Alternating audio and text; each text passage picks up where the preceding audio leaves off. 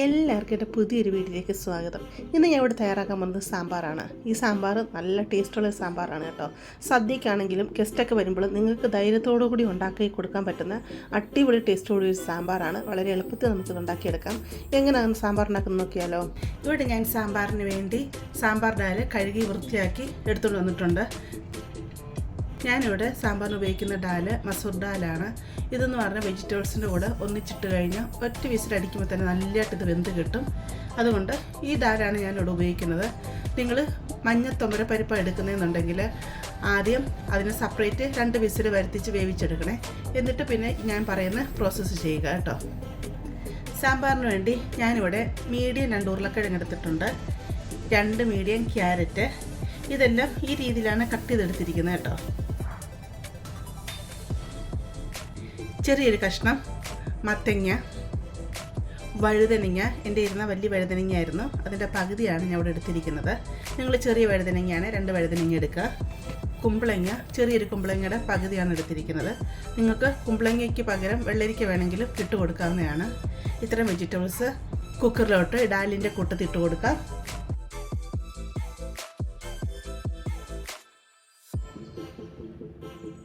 പതിനഞ്ച് ചെറിയ ഉള്ളിയും 6-7 വെളുത്തുള്ളിയും ഇതുപോലെ അരിഞ്ഞെടുത്തിട്ടുണ്ട്. അതും കൂടെ ഈ സാമ്പാർ കൂട്ടത്തിലോട്ട് ഇട്ട് കൊടുക്കാം.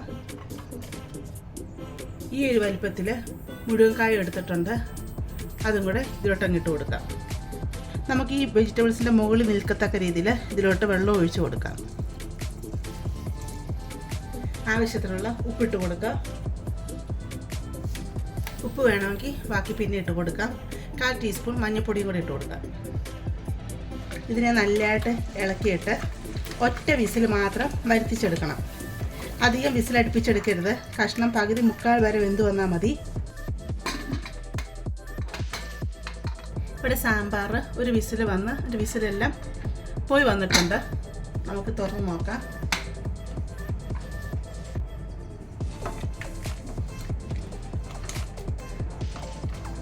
സാമ്പാർ ഡാലൊക്കെ ഉണ്ട്, നല്ലതായിട്ട് വെന്ത് വന്നിട്ടുണ്ട്. ഒറ്റ വിസിൽ വന്നപ്പോൾ തന്നെ നല്ലതായിട്ട് അത് വെന്ത് വന്നിട്ടുണ്ട്.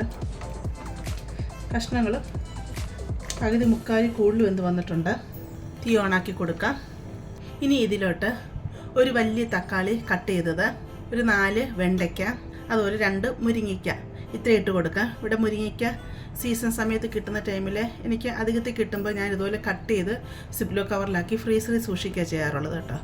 അന്നേരം പെട്ടെന്ന് വേകുന്ന മുരിങ്ങയ്ക്കാണ്, അതുകൊണ്ടാണ് ഈ സമയത്ത് ഇട്ട് കൊടുക്കുന്നത്. സാധാരണ മുരിങ്ങയ്ക്കാണെങ്കിലും ഈ സമയത്ത് തന്നെ ഇട്ട് കൊടുത്താൽ മതി. നല്ലതായിട്ട് അങ്ങ് ഇളക്കി കൊടുക്കാം. ഇതിലോട്ട് കുറച്ച് വെള്ളം കൂടി ഒഴിച്ച് കൊടുക്കാം. ഉപ്പ് ഇട്ട് കൊടുത്ത കഷ്ണങ്ങളൊക്കെ വേഗമുണ്ടായോ, അതിന് 1 ഗ്ലാസ് വെള്ളം കൂടാണ് ഇപ്പം ഒഴിച്ച് കൊടുത്തിരിക്കുന്നത്. ഇതിവിടെ ഇരുന്ന് നല്ലതായിട്ട് തിളച്ചിട്ട് ഈ ഇട്ട് കൊടുത്ത കഷ്ണങ്ങളൊക്കെ നല്ലതായിട്ടൊന്ന് വെന്ത് വരട്ടെ. ഇനി അടച്ചു വെക്കേണ്ട ആവശ്യമൊന്നുമില്ല, തുറന്ന് വെച്ച് തന്നെ നമുക്ക് വേവിച്ചെടുക്കാം. കഷ്ണങ്ങൾ വേകുന്ന സമയം കൊണ്ട് നമുക്കിതിലേക്ക് വേണ്ട മസാലകൾ എടുത്ത് വെക്കാം. 3 ടേബിൾ സ്പൂൺ നിറച്ച് ഞാൻ സാമ്പാർ പൊടി ഇട്ട് കൊടുക്കുകയാണ്. ഞാൻ ഈസ്റ്റേൻ്റെ സാമ്പാർ പൊടിയാണ് ഇവിടെ മേടിക്കാറുള്ളത്.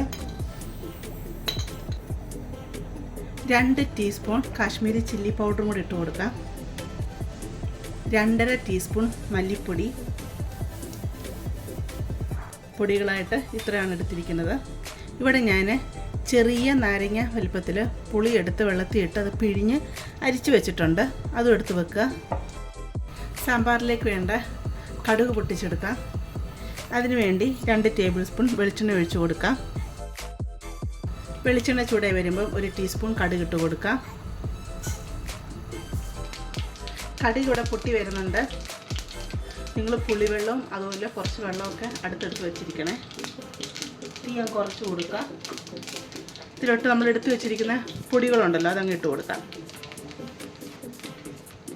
നമുക്കിതിനെ ഒന്ന് ഫ്രൈ ചെയ്തെടുക്കാം.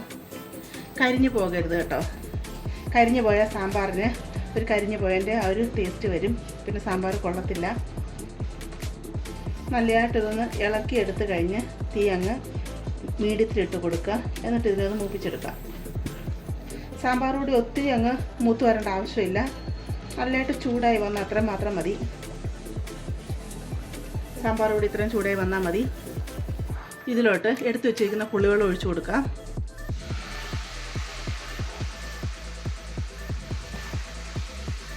നല്ലതായിട്ട് അങ്ങ് ഇളക്കി കൊടുക്കാം. ഇതിലോട്ട് കുറച്ച് വെള്ളം കൂടി ഒഴിച്ച് കൊടുക്കാം. നല്ലതായിട്ട് പിന്നെ അങ്ങ് മിക്സ് ചെയ്യാം.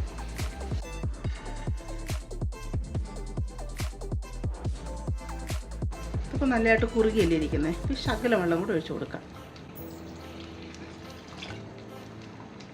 എന്നിട്ട് നമുക്കത് മിക്സ് ചെയ്ത് നോക്കാം.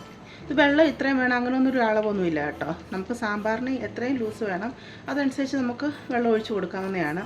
ഇനി സാമ്പാർ വെള്ളം ചേരുമല്ലോ.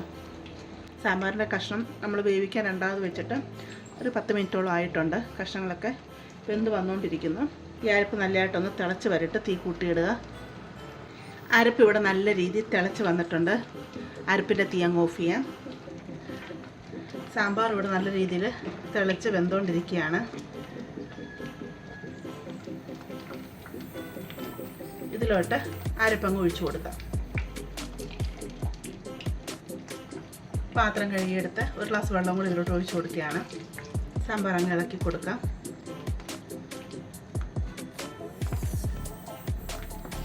ഇനി അരപ്പി കിടന്ന് ഈ കഷ്ണങ്ങളൊക്കെ ഒന്നും കൂടെ ഒന്ന് വേകണം. ഒരു 10 മിനിറ്റോളം ഇത് നല്ല തിളച്ച് കഴിഞ്ഞ് വെന്ത് വരണം. ഇത് കുറച്ച് കുറുകിയിരിക്കുന്നത് ഇരുന്ന് കഴിയുമ്പോൾ പിന്നെയും കുറുകുമല്ലോ. അതുകൊണ്ട് കുറച്ചും കൂടെ നമുക്കൊന്ന് ലൂസാക്കി എടുക്കണം സാമ്പാറിനെ. നമുക്ക് എത്രയും ലൂസ് വേണോ അതനുസരിച്ച് നമുക്ക് ലൂസാക്കി എടുക്കാം കേട്ടോ.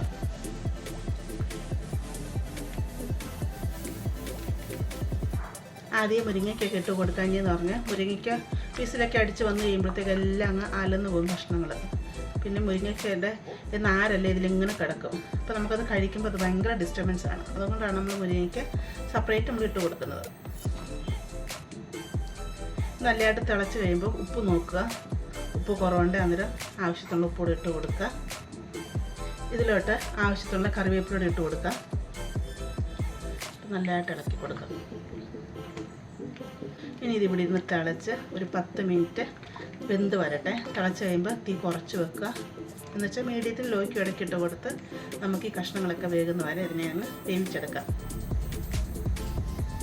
അങ്ങനെ സാമ്പാർ 10 മിനിറ്റോളം നല്ലതായിട്ട് തിളച്ച് വന്നിട്ടുണ്ട്. സാമ്പാർ റെഡിയായി വന്നിട്ടുണ്ട്. മുരിങ്ങയ്ക്കൊന്നും അലന്ന് പോയിട്ടില്ല, പക്ഷെ മുരിങ്ങയ്ക്കൊക്കെ നല്ലതായിട്ട് വെന്തും വന്നിട്ടുണ്ട്. ഇതിലോട്ട് ആവശ്യത്തിനുള്ള മല്ലിയിലയോട് ഇട്ട് കൊടുക്കാം. ഇത് നന്നായിട്ടങ്ങ് ഇളക്കി കൊടുക്കാം.